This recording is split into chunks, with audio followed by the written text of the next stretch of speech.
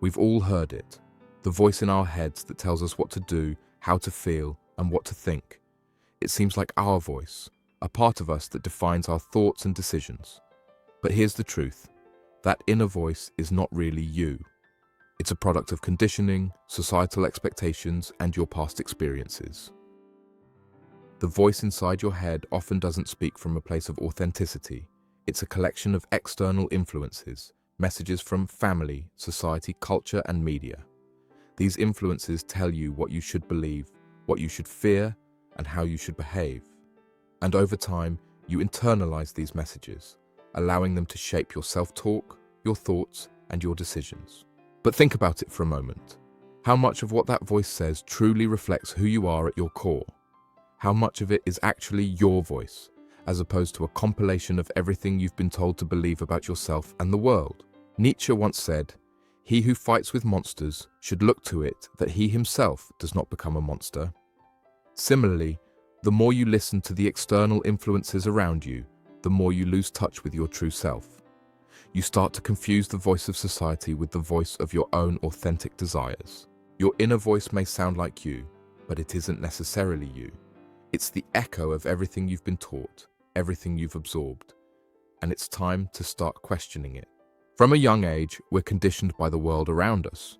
Parents, teachers, peers, and society in general all play a role in shaping the voice we hear inside our heads. But what we often fail to realize is that this conditioning isn't neutral. It's designed to create a version of you that fits into the existing framework of the world. This process starts early. The beliefs we carry about success, failure, love, fear, and even our worth are often instilled by external sources.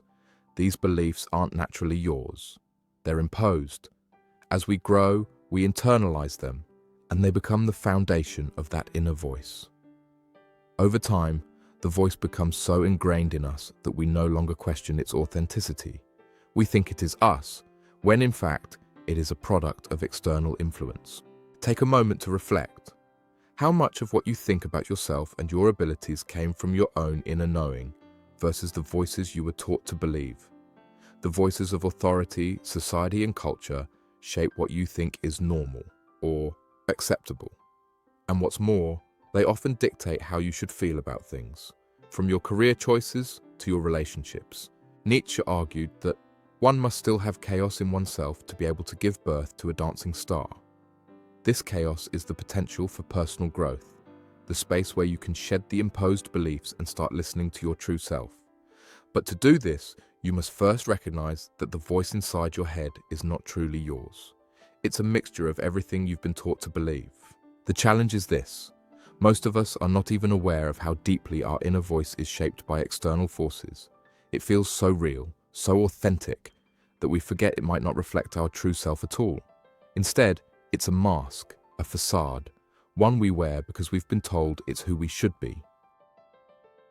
The problem arises when we begin to identify so strongly with this voice that we lose connection with who we truly are. We become trapped in the patterns of thought that society has ingrained in us. We act out of obligation, not desire. We choose careers we don't care about, relationships that don't serve us, and goals we never questioned. We act like we're making decisions for ourselves, but in truth, we're simply following a script written by others. This is where Nietzsche's concept of the Übermensch, the overman or superman, becomes relevant. The Übermensch is someone who transcends the limitations imposed by society. They are not bound by external expectations or rules. They have the courage to forge their own path, guided by their true will and authentic desires. When we begin to question the inner voice that has been shaped by society, we embark on the path toward personal liberation. We no longer allow the voice of culture, family, or media to dictate who we are. Instead, we listen to our own deeper knowing, the voice that is quiet, subtle, and often drowned out by the noise of the world. To find your true self, you must learn to challenge the thoughts that aren't yours. The struggle for authenticity is not about rejecting the world entirely, but rather about filtering out what doesn't align with who you are at your core. The final step in reclaiming your authenticity is learning to silence the external voices and reconnect with your true self. The process isn't easy.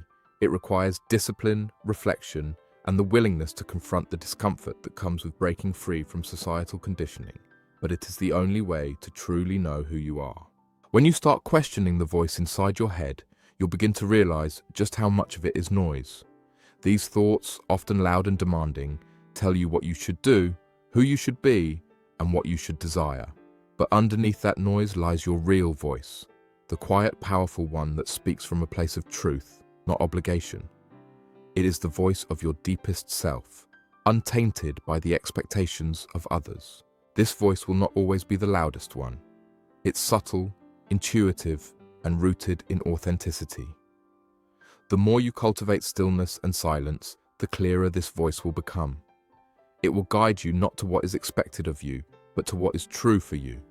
The first step is simply listening, learning to differentiate between the noise of external conditioning and the wisdom of your own soul.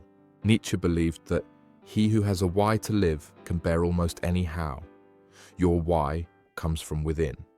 It is the force that drives you to live authentically, without compromise. And once you reconnect with your true voice, you'll be able to move through the world with purpose, no longer a puppet of society's expectations. Start questioning the voice inside your head. Begin the process of reclaiming your true self, the voice that has always been there beneath the noise.